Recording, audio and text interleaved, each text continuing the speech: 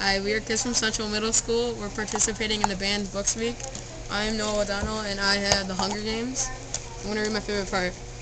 The boy from District 1 dies before he can even pull out the spear. My arrow drives deeply into the center of his neck.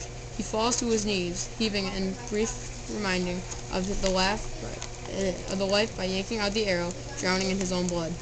I'm reloading, shifting my aim from side to side, while I shout, "Rue, is there any more? Is there any more?" I'm going to read my favorite part. My book is The Hunger Games. Chapter 1. Our house is almost at the edge of the scene. I only have to pass a few gates to reach the scruffy field called the meadow. Separating the meadow from the woods, in fact, enclosing all of District 12, is a high chain-link fence topped with barbed wire loops. In theory, it's supposed to be electrified 24 hours a day as a deterrent to the predators that live in the woods. Packs of wild dogs, lone cougars, bears that used to threaten our streets.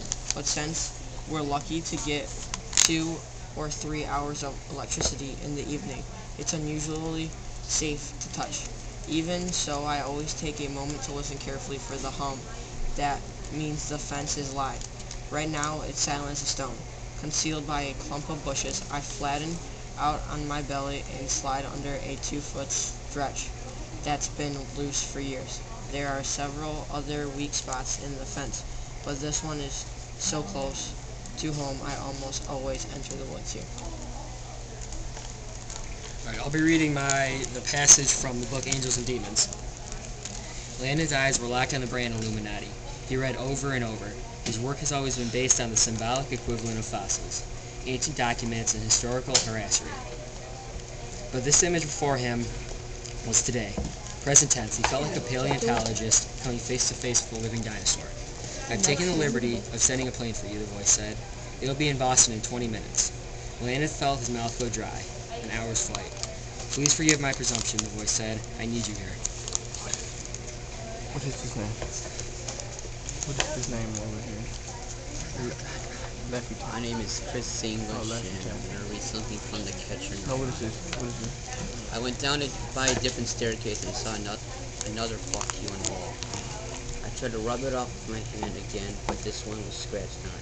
But tonight, or you had a million years to do it. You couldn't rub out even half the fuck you signs in the world. It's impossible.